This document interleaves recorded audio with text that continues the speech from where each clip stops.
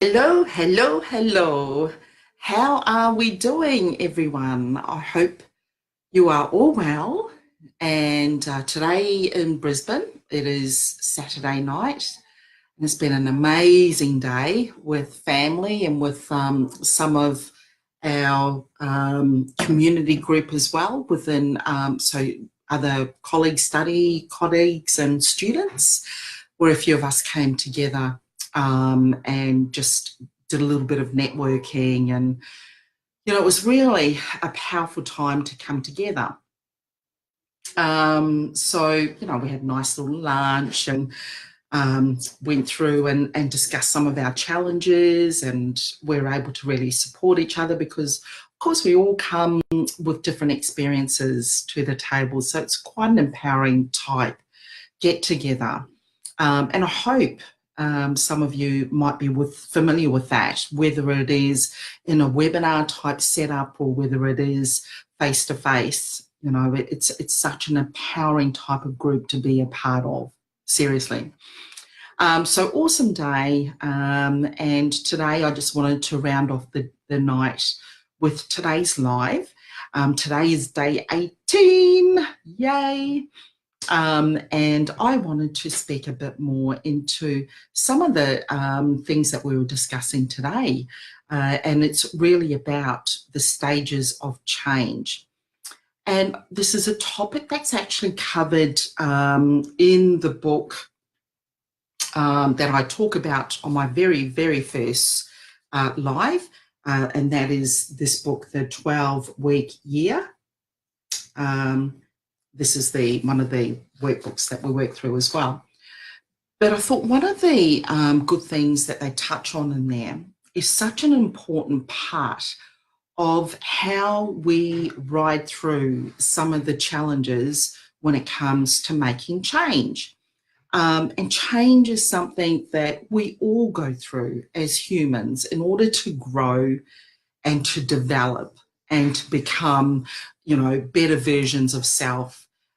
Change is what you're going to be going through. It's probably the one constant thing that that there is going to be some sort of change.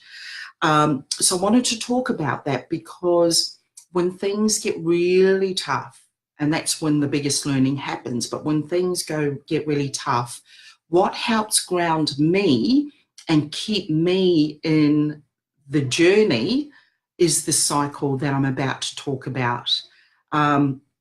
So the cycle that I'm going to talk about is this thing here. I'm going to just position that there. So that's called the emotional cycle of change.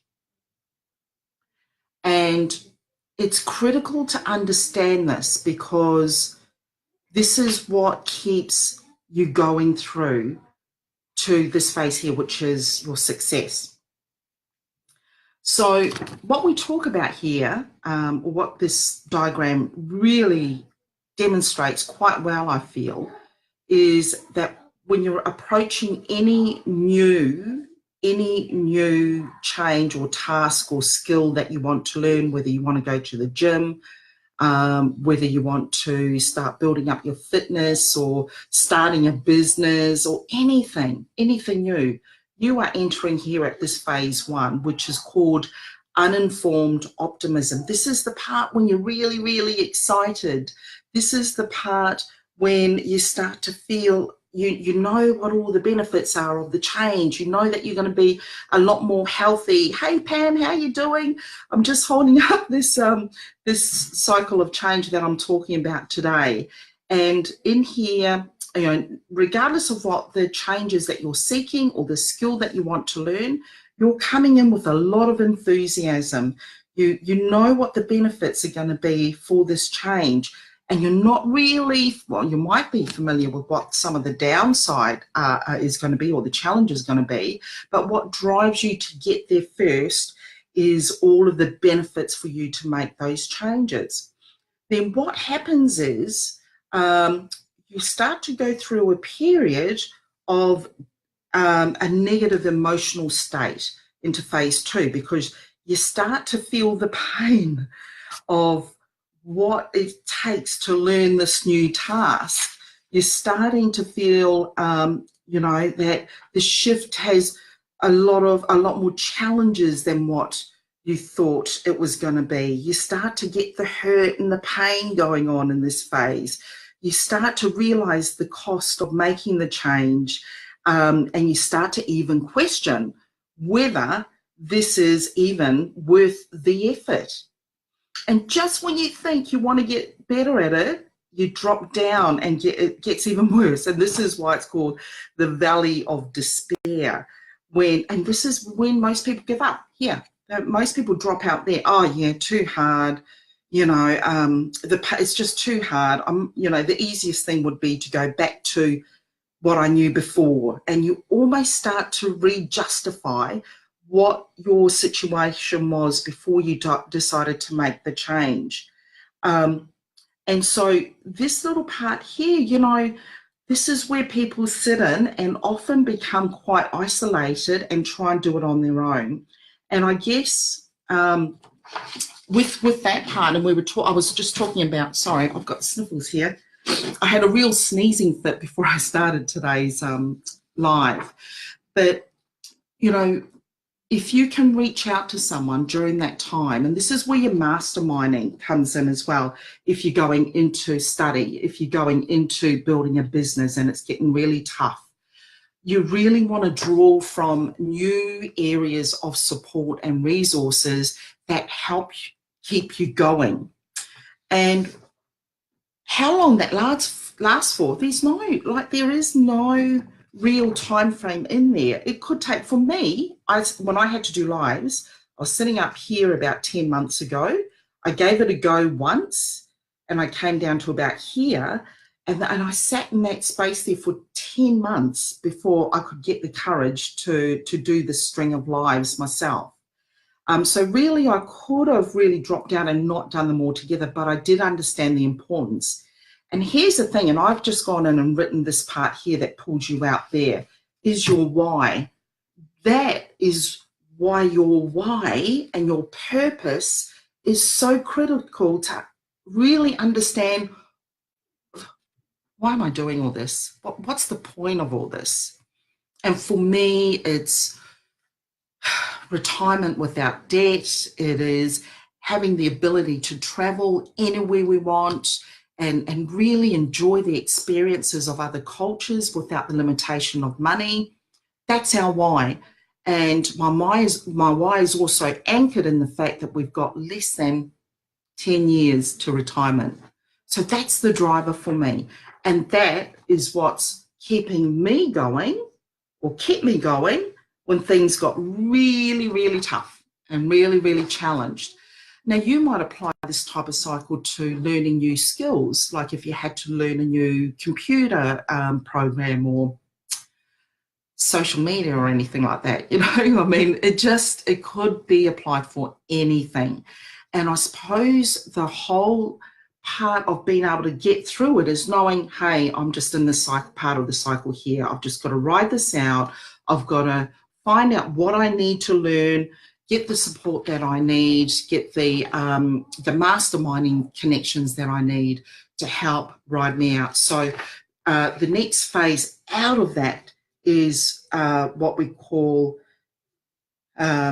informed optimism. So you're coming back out here, you're just coming out to your positive emotional state when you're starting to feel like all the actions that you've taken during this hard time are bearing fruit. You're starting to see the positive results of all of the hard actions that it's taken to just keep going. The cost of that change is becoming a little bit more reduced, and you're really feeling that momentum building back up through to success in phase 5, success and fulfillment, and you're really feeling the benefits of the new behavior. The cost of the change is all gone. The actions at the beginning, which were really, really hard for you to learn, just become second nature to you and just your normal routine. So, yeah, changing jobs too, absolutely. You know, because you're having to get used to new skills in that job as well, and new systems, and, you know, hierarchy, and getting to know all of those things. And that's a really good point, because you know, a few weeks in and you know it like the back of your hand, right? And you start thinking, okay, I've mastered this. I can start to relax. And so, like for me, that when I understood that cycle, I mean, look, there's cycles for everything. There's cycles for addiction and things like that. And I think just knowing where you could be, and this is where self-reflection is really important. Just be honest with yourself. I'm struggling, you know, don't pretend that it's not hard. If it's hard, just sit with it and be at peace with it. And it just means that you need to be learning what you need to learn at that point in time, because it's going to become a skill that you won't even have to think twice about. It will be, you know, so subconscious when you're doing it, you won't even think about it. And a classic, I guess, for most of us is driving, the skill of driving. You know, when you're first learning, you notice every movement on the side. You know, you notice everyone that's walking close to the side of the curb. Are they going to cross? You know, do I need to slow down?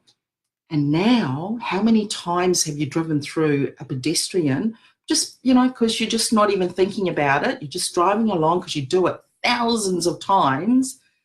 And then you look back and go, crap, oh God, thank God no one was crossing, because I don't know if I was even thinking. You know, it's just crazy stuff. So I think this is a really good cycle to get in your head, and it's a bit of a comfort as well when you're going through change. I hope that's helped. It's just a little thing that I wanted to talk about today, because, you know, this is what your actualization is all about, or your self-actualization is all about, is going through change, going through shift, being uncomfortable. You know, that saying, start being comfortable, feeling uncomfortable, because on the other side of that is your growth. All right. That's it from me. It's a pretty straightforward one, but I like to keep them as short as I can. Oh, still 13 minutes there. Hope you're well. If anyone's popping in afterwards, hashtag replay. Let me know where you're tuning in from. And geez, it's pretty warm out there, isn't it, Pam? It's 24 degrees still, and we're sitting at 8:45. So it's still hot and steamy. All right. Have a good night. Have a good afternoon, good morning on the other side of the world, and tune in again tomorrow. Thank you. Thanks for joining me, Pam. See ya.